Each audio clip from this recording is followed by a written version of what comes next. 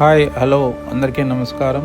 మేము గురువారం తెల్లవారుజామున 4 గంటలకు నిద్ర లేచి దేవుని ఇంట్లో పూజించి తర్వాత తులసమ్మకు పూజ చేసి సత్యనారాయణ స్వామి వ్రతం కోసం కదిరికి బయలుదేరాం.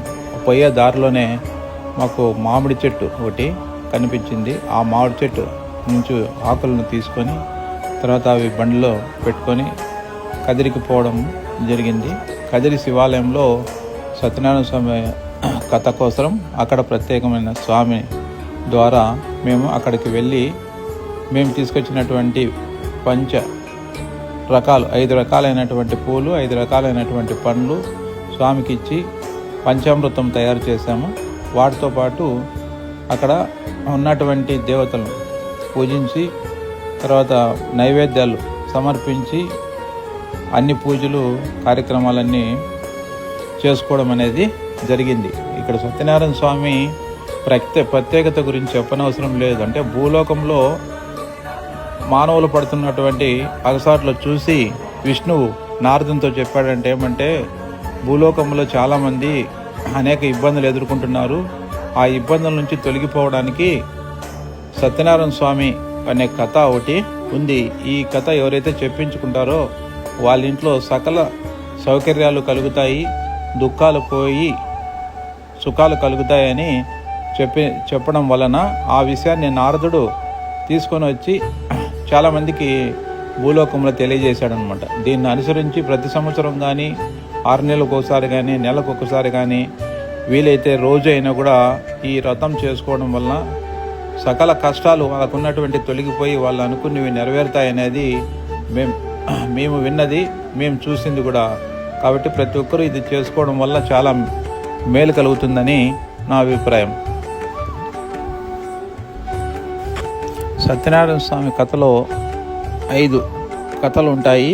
ఇందులో ఒక్కొక్క కథకు ఒక ప్రత్యేకత అనేది ఉంటుంది. ఆ కథ యొక్క సారాంశం ఏమిటంటే గతంలో ఆ కథ వినడం వలన లేదా ఆ కథ వినకపోవడం వలన విని ప్రసాదం తీసుకోకపోవడం వలన జరిగినటువంటి నష్టాన్ని గురించి వినడం, తర్వాత ఆ తప్పులు తిరిగి పునరావృతం కాకోకుండా సరిదిద్దుకోవడం వలన ఆ స్వామి యొక్క అనుగ్రహం వలన వారికి మేలు జరుగుతుంది.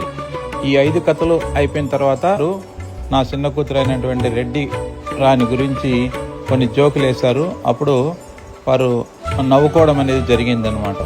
సత్యనారాయణ స్వామి కథలు 5. ఈ కథలో 5 ఉంటాయి. ఆ 5 కథలు ఒక్కొక్క కథకి ఒక్కొక్క టెంకాయ ఒక్కొక్క హారతి ఇవ్వాలి. ప్రతి సంవత్సరము కార్తీక మాసంలో కానీ మాఘమాసంలో కానీ శ్రావణ మాసంలో కానీ ఖచ్చితంగా ఈ వ్రతం అయితే మేము జరుపుకుంటాము.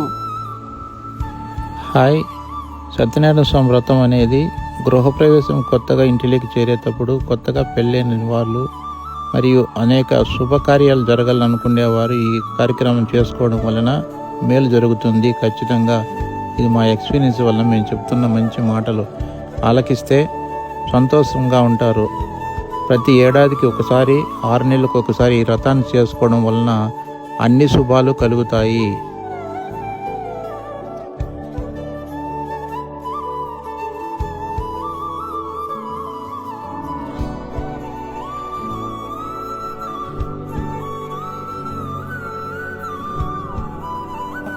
మనం మంగళహారతి అనేది ఇచ్చేసి తర్వాత అక్కడ ప్రసాదాన్ని పెట్టడం, ఆ ప్రసాదం అనేది అందరికీ నైవేద్యంగా దేవుని దగ్గర పెట్టిన తర్వాత అందరికీ పంచడం అనేది జరుగుతుంది. అవి తీసుకున్న తర్వాత లాస్ట్లో మంగళహారతి ఇచ్చేసి దేవునికి ఆ కథను ముగించడం అనేది జరుగుతుంది. అంతేకాదు ఇక్కడే కాకోకుండా అక్కడ నుంచి కథ అయిపోయిన తర్వాత బయలుదేరాం ఇంటికి. ఆ వచ్చే దారిలో మాకు ఒక ఆమె కనిపించింది. అందరికీ తెలిసిన విషయమే. ఆమె యొక్క ఆరతులు కూడా తీసుకోవడం అనేది జరిగింది. ఆమె ఉన్నటువంటి నా కూతుర్లకు మా భార్యకు దిష్టి తీయడం అనేది జరిగింది అనమాట. తీసి అక్కడి నుంచి మేము ఇంటికి చేరుకున్నాం.